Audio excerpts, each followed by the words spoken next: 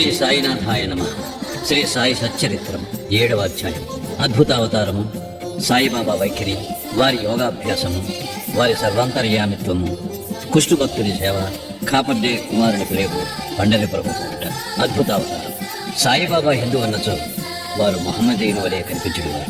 మహమ్మదీయుడనుకున్నచో హిందూ మతాచార సంపన్నుడు కనిపించుచుండే. ఆయన హిందువా లేక మహమ్మదీయుడా అన్న విషయము ఇదమిద్దముగా ఎవ్వరికీ తెలియదు. బాబా శాస్త్రోక్తముగా హిందువుల శ్రీరామనవమి ఉత్సవము జరుపుచుండెను. అదే కాలమందు మహమ్మదీయుల చందనోత్సవము జరుపుటకు అనుమతించాను. ఈ ఉత్సవ సమయమందు కుస్తీ పోటీలను ప్రోత్సహించుచుండువారు. గెలిచిన వారికి మంచి బహుమతులిచ్చినవారు. గోకులాష్టమి నాడు గోపాల్ కాలోత్సవము జరిపించుచుండేది. ఈదుల్ ఫితర్ పండుగ నాడు మహమ్మదీయులచే మసీదులో నమాజు చేయించెడువారు. మొహరం పండుగకు కొంతమంది మహమ్మదీయులు మసీదులో తాజియా లేదా తాబూత నిలిపి కొన్ని దినములు దాని నచ్చడం నుంచి పిమ్మట గ్రామంలో ఊరేగించదమనేది. 4 దినముల వరకు మసీదులో తాబూతు నుంచుటకు బాబా సమ్మతించి 5వ నాడు నిస్సంకోచముగా దానిని తామే తీసివేసేది. వారు మహమ్మదీయులన్నచో హిందువులకు వలె వారి చెవులు పుట్టబడి ఉండెను. వారు హిందువులన్నచో సుంతీని ప్రోత్సహించేవారు. బాబా హిందువు అయినచో మసీదునందు ఏల ఉండును, మహమ్మదీయుడైనచో దునియను అగ్నిహోత్రము నేల వెలిగించి ఉండువారు. అదే కాక తిరుగులతో విసురుట, శంఖ మోదుట, గంట వాయించుట, హోమము చేయుట, భజన, అన్న సంతర్పణ, అర్ఘ్యపాద్యాదులతో పూజలు మొదలగు మహమ్మదీయ మతములకు అంగీకారము కాని విషయములు మసీదులో జరుగుచుండెను. వారు మహమ్మదీయులైనచో కర్మిష్ఠులకు సనాతనాచార పరాయణులైన బ్రాహ్మణులు వారి పాదములపై సాష్టాంగ నమస్కారములు ఎట్లు చేయుచుండెడివారు. వారి ఏతగ వారిని అడుగుపోయిన వారెల్లరూ వారిని సందర్శించిన వెంటనే మూగలగుచు పరవశించుచుండిరి. అందుచే సాయిబాబా హిందువో మహమ్మదీయుడో ఎవరినూ సరిగా నిర్ణయించలేకుంటేది. ఇది ఒక వింత కాదు. ఎవరైతే సర్వమును త్యజించి భగవంతుని సర్వస్వ శరణాగతి వినరించెదరో వారి దేవునితో ఐక్యమైపోయేదరు. వారికి దేనితో సంబంధము గాని భేదభావము గాని ఉండదు. వారికి జాతి మతములతో నెట్టి సంబంధము లేదు. సాయిబాబా అట్టి వారు వారికి జాతుల యందు వ్యక్తుల యందు భేదము కనిపించుకుండెను. ఫకీరులతో కలిసి బాబా మత్స్యమాంసములు భుజించుచుండెడివారు. వారి భోజన పళ్ళెములో కుక్కలు మూతి పెట్టినను సనుగువారు కారు. శ్రీ సాయి అవతారము విశిష్టమైనది, అద్భుతమైనది. నా పూర్వ సుకృతముచే వారి పాదముల చెంత కూర్చుని భాగ్యము లభించినది. వారి సాంగత్యము లభించుట నా అదృష్టము. వారి సన్నిధిలో నాకు కలిగిన ఆనందోల్లాసములు చెప్పనలవి కానివి. సాయిబాబా నిజముగా శుద్ధానంద చైతన్యమూర్తులు. నేను వారి గొప్పతనమును విశిష్టతను పూర్తిగా వర్ణించలేను. ఎవరు వారి పాదములను నమ్మెదరో వారికి ఆత్మానుసంధానము కలుగును. సన్యాసులు, సాధకులు, ముముక్షువులు తదితరులు అనేక మంది సాయిబాబా వద్దకు వచ్చినవారు. బాబా వారితో కలిసి నవ్వుతూ సంభాషించుచు సంచరించుచున్నప్పటికీ వారి నాలుకపై అల్లా మాలిక్ అను మాట ఎప్పుడూ నాట్యమాడుచుండేది. వారికి వాద వివాదములు గాని చర్చలు గాని ఇష్టము లేదు. అప్పుడప్పుడు కోపము వహించినప్పటికీ వారెల్లప్పుడూ శాంతముగాను సంయమముతోనూ ఉండేవారు. ఎల్లప్పుడూ పరిపూర్ణ వేదాంత తత్వమును బోధించుచుండేవారు. ఆఖరి వరకు బాబా ఎవరో ఎవరికీ తెలియనే లేదు. వారు ప్రభువులను భిక్షుకులను ఒకే రీతిగా ఆదరించేది. అందరి అంతరంగములందు గల రహస్యములన్నీ బాబా ఎరింగిడేవారు. బాబా ఆ రహస్యములను వెలిబుచ్చగానే అందరూ ఆశ్చర్యముగలుగుచుండేరి. వారు సర్వజ్ఞులు అయినప్పటికీ ఏమీ తెలియని వాని వలె నటించుచుండేది. సన్మానములన్నచో వారికి ఏమాత్రమూ ఇష్టం లేదు. సాయిబాబా నైజము అట్టిది. మానవ దేహముతో సంచరించుచున్నప్పటికీ వారి శరీరాన్ని బట్టి చూడ వారు సాక్షాత్ భగవంతుడనియే చెప్పవారు. వారిని చూచిన వారందరూ వారు షిరిడీలో వెలిసిన భగవంతుడనియే అనుకునిచుండేది. బట్టి మూర్ఖుడనైన నేను బాబా మహిమలను ఎట్లు వర్ణించగలను. సాయిబాబా వైఖరి. షిరిడీ గ్రామంలో ఉన్న శని, గణపతి, పార్వతీ శంకర, గ్రామదేవత, మారుతి మొదలగు దేవాలయములన్నింటినీ తాత్యా పాటిల్ ద్వారా బాబా మరమ్మత్తు చేయించారు. వారి దానగుణము ఎన్నదగినది. దక్షిణ రూపముగా వసూలైన పైకములంతయు ఒక్కొక్కరికి రోజుకొక్కంటికి 50, 20, 15 రూపాయల చొప్పున ఇచ్చ వచ్చినట్లు పంచిపెట్టేవారు. బాబాను దర్శించిన మాత్రమున ప్రజలు శుభములు పొందేవారు. రోగులు ఆరోగ్యవంతులగుచుండేది. దుర్మార్గులు సన్మార్గులుగా మారుచుండేది. కుష్టువారు కూడా రోగ విముక్తులగుచుండేది. అనేకులకు కోరికలు నెరవేరుచుండేది. ఎటువంటి మందులు పసరులతో పని లేకుండానే గుడ్డివారికి దృష్టి వచ్చుచుండాను. కుంటివారికి కాళ్ళు వచ్చుచుండాను. అంతులేని బాబా గొప్పతనమును భారమును ఎవరునూ కనుగొనకుండేది. వారి కీర్తి నలుమూలలా వ్యాపించాను. అన్ని దేశముల నుండి భక్తుల షిరిడీకి తండోపతండములుగా రాసాగిరి. బాబా ఎల్లప్పుడూ ధునికెదురుగా ధ్యాన నిమగ్నులై కూర్చునివారు. ఒక్కొక్కప్పుడు మలమూత్ర విసర్జన కూడా అక్కడే చేసేవారు. ఒక్కొక్కప్పుడు స్నానము చేసేవారు, మరొకప్పుడు స్నానము లేకుండానే ఉండేవారు. తొలి దినములలో బాబా తెల్లటి తలపాగా, శుభ్రమైన ధోవతి, చొక్కా ధరించేవారు. మొదటి రోజులలో వారు వైద్యం చేసేవారు. గ్రామంలో రోగులను పరీక్షించి ఔషధములిచ్చేవారు. వారి చేతితోనిచ్చిన మందులు అద్భుతముగా పనిచేయుచుండేవి. వారు గొప్ప హకీం అనగా వైద్యుడని పేరు వచ్చాను. ఈ సందర్భమున ఒక ఆసక్తికరమైన సంఘటనను చెప్పవలను. ఒక భక్తునికి కండ్లు వాచి మిక్కిలి ఎర్రబడెను. షిరిడీలో వైద్యుడు దొరకలేదు. ఇతర భక్తులు అతనిని బాబా వద్దకు కొనిపోయారు. సామాన్యముగా అటు రోగులకు అంజనములు, ఆవుపాలు, కర్పూరముతో చేసిన ఔషధములు వైద్యులు ఉపయోగించెదరు. కానీ బాబా చేసిన చికిత్స విలక్షణమైనది. నల్ల జీడి గింజలను నూరి 2 మాత్రలుగా చేసి ఒక్కొక్క కంటిలో ఒక్కొక్క దానిని పెట్టి గుడ్డతో కట్టు కట్టిరి. మరుసటి దినం ఆ కట్లను విప్పి నీళ్లను ధారగా పోసిరి. కండ్లలోని పుసి తగ్గి కంటి పాపలు తెల్లబడి శుభ్రమయ్యాను.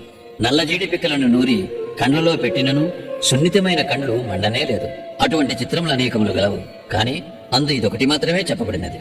బాబా యోగాభ్యాసములు. సాయిబాబాకు సకల యోగ ప్రక్రియలు తెలిసి ఉండెను. ధౌతి, ఖండయోగము, సమాధి మున్నగు షడ్విధ యోగ ప్రక్రియలందు బాబా ఆరితేరినవారు. అందులో 2 మాత్రమే ఇక్కడ వర్ణింపబడినవి. ధౌతి. మసీదుకు చాలా దూరమున ఒక మర్రి చెట్టు గలదు. అక్కడ ఒక బావి కలదు. ప్రతి 3 రోజులకు ఒకసారి బాబా అచ్చటికి పోయి ముఖ ప్రక్షాళనము, స్నానము చేయుచుండెను. ఆ సమయంలో బాబా తన ప్రేములను బయటికి వెడలగ్రక్కి వాటిని నీటితో శుభ్రపరిచి పక్కనున్న నేరేడు చెట్టుపై ఆరవేయుట షిరిడీలోని కొందరు కండ్లారా చూచి చెప్పిరి. మామూలుగా ధోతి అనగా 3 అంగుళముల వెడల్పు 22.5 అడుగుల పొడవు గల గుడ్డను మృంగి కడుపులో అరగంట వరకు ఉండనిచ్చి పిమ్మట తీసేదరు. కానీ బాబా చేసిన ధౌతి చాలా విశిష్టము, అసాధారణమైనది. ఖండయోగము. బాబా తన శరీరావయవములన్నీ వేరు చేసి మసీదునందు వేర్వేరు స్థలములలో విడిచిపెట్టేవారు. ఒకనాడు ఒక పెద్ద మనిషి మసీదుకు పోయి బాబా అవయవములు వేర్వేరు స్థలములందు పడి ఉండట చూచి భయకంపితుడై బాబాను ఎవరో కూనీ చేసులనుకుని గ్రామ మునసము వద్దకు పోయి ఫిర్యాదు చేయ నిశ్చయించుకున్నాను. కానీ మొట్టమొదట ఫిర్యాదు చేసిన వారికి ఆ విషయం గురించి కొంచెమైనా తెలిసి ఉండునని తననే అనుమానించదరని భయపడి ఊరకొనను. మరుసటి దినం అతడు మసీదుకు పోగా బాబా ఎప్పటి వలె హాయిగా కూర్చుని ఉండట చూచి ఆశ్చర్యపడెను. ముందు దినము తాను చూచినదంతయు భ్రాంతి అనుకునేను.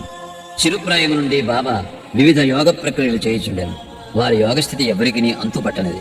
రోగుల వద్ద నుంచి డబ్బు పుచ్చుకొనగా ఉచితముగా చికిత్స చేయుచుండేది. ఎందరో పేదలు, యథార్థులు వారి అనుగ్రహం వల్ల స్వస్థత పొందిరి. నిస్వార్థముగా వారు చేయి సత్కార్యముల వల్లనే వారికి గొప్ప కీర్తి వచ్చాను. బాబా తమ సొంతము కొరకు ఏమీ చేయక ఇతరుల మేలు కొరకే ఎల్లప్పుడూ పాటుపడేవారు. ఒక్కొక్కప్పుడు ఇతరుల వ్యాధిని తమపై వేసుకుని ఆ బాధను తాను అనుభవించేవారు. అటువంటి సంఘటన ఒకదానిని ఈ దిగువ పేర్కొందును. దీనిని బట్టి బాబా యొక్క సర్వజ్ఞత, దయార్ద్ర హృదయము విదితమగును. బాబా సర్వాంతర్యామిత్వము, కారుణ్యము. 1910వ సంవత్సరము ఘనత్రయోదశి నాడు అనగా దీపావళి పండుగ ముందు రోజున బాబా ధుని వద్ద కూర్చుండి చలి కాచుకొంచు ధునిలో కట్టెలు వేయుచుండెను. ధుని బాగుగా మండుచుండెను.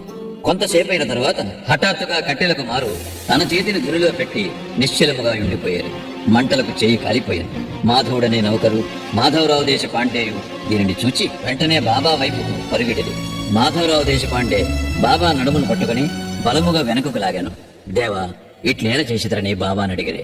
మరేదో లోకంలో ఉండినట్లుండిన బాబా బాహ్య స్మృతిని తెచ్చుకొని, ఇక్కడకు చాలా దూరంలో ఒక కమ్మర స్త్రీ తన బిడ్డను ఒడిలో ఉంచుకుని కొలిమి ఊదుచుండేను. అంతలో ఆమె భర్త పిలిచాను. తన ఒడిలో బిడ్డ ఉన్న సంగతి మరచి ఆమె తొందరగా లేచాను. బిడ్డ మండుచున్న కొలిమిలో పడాను. వెంటనే నా చేతిని కొలిమిలోకి దూర్చి ఆ బిడ్డను రక్షించి తిని. నా చేయి కాలితే కాలినది, అది నాకంత బాధాకరము కాదు. కానీ బిడ్డ రక్షింపబడిను అన్న విషయం నాకు ఆనందము కలుగు చేయుచున్నది అని జవాబిచ్చాను.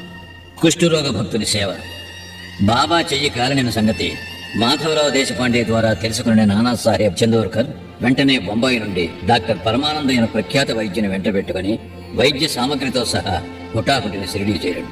చికిత్స చేయుటకై డాక్టర్లకు కాలిన తమ చేయి చూపమని బాబాను నానా కోరాను. బాబా అందులో ఒప్పుకొనలేదు. చేయి కాలిన లగాయతు భాగోజీ షిందే అను కుష్ఠరోగి ఏదో ఆకు వేసి కట్టుకట్టినవాడు. నానా ఎంత వేడినను బాబా డాక్టర్ గారిచే చికిత్స పొందుటకు సమర్థింపలేదు. డాక్టర్ గారు కూడా అనేక సార్లు వేడుకునేది. అల్లాయే తన వైద్యుడని తమకేమాత్రమూ బాధ లేదని చెప్పుచు ఎటులో డాక్టర్ చే చికిత్స చేయించుకున్నట్టుకు దాటవేయుచుంటాను. అందుచే డాక్టరు మందులు పెట్టి మూతయ్యనను తెలియకుండానే బొంబాయి తిరిగి వెళ్లిపోయాను. కాని అతనికి ఈ మిషతో బాబా దర్శన భాగ్యం లభించాను. ప్రతిరోజు బాగోజీ వచ్చి బాబా చేతికి కట్టుకట్టుచుండెను. కొన్ని దినముల తర్వాత గాయం మానిపోయాను. అందరూ సంతోషించారు. అప్పటికి ఇంకా ఏమైనా నొప్పి మిగిలి ఉండినదా అన్న సంగతి ఎవరికీ తెలియదు. కాని ప్రతిరోజు ఉదయం భాగోజీ పట్టీలను విప్పి బాబా చేతిని నేతితో తోమి తిరిగి కట్లను కట్టుచుండేవాడు. బాబా మహాసమాధి వరకు ఇది జరుగుతూనే ఉండెను. మహాసిద్ధ పురుషుడైన బాబాకిదంతయు నిజానికి అవసరము లేనప్పటికీ తన భక్తుడైన భాగోజీ యందు గల ప్రేమచే అతడు అనొచ్చ ఉపాసనను గైకొనెను.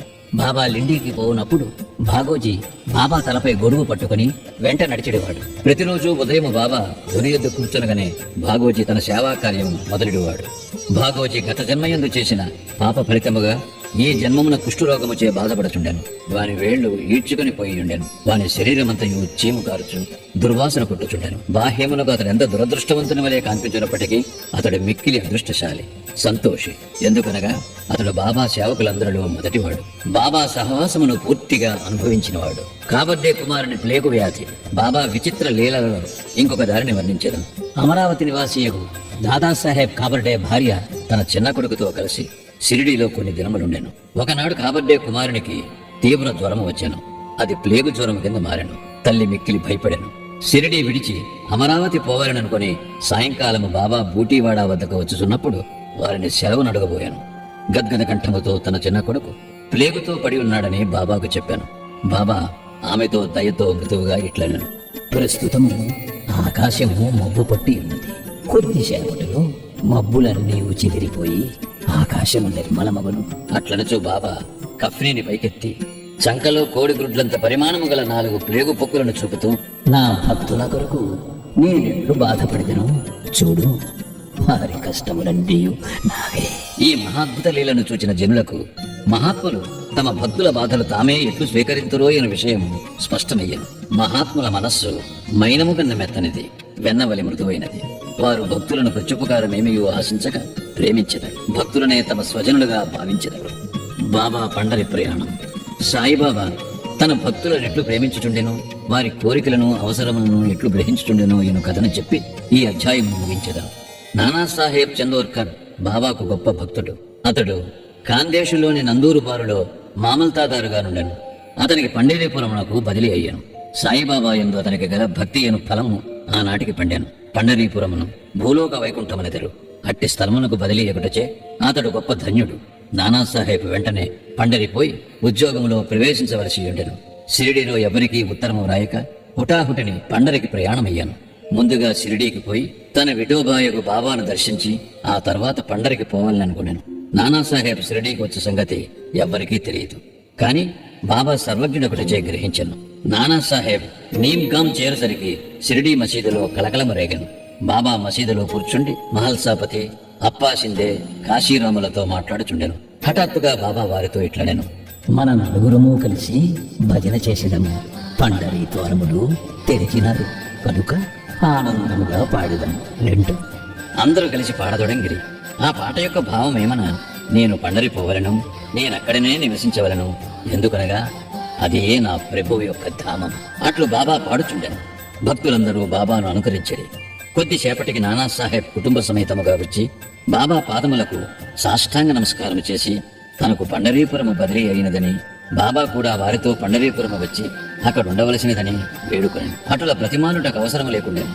ఏలనా బాబా అప్పటికే పండరి పోవలను, అచ్చట ఉండవలను అను భావమును వెలుగొచ్చుచుండెనని తక్కిన భక్తులు చెప్పారు. ఇది విని నానా మనస్సు కరిగి బాబా పాదములపై పడాను. బాబా యొక్క ఊదీ ప్రసాదమును ఆశీర్వాదమును అనుజ్ఞను పొంది నానాసాహెబ్ పండరీకి పోయాను. ఇట్టి బాబా లీలలకు అంతులేదు.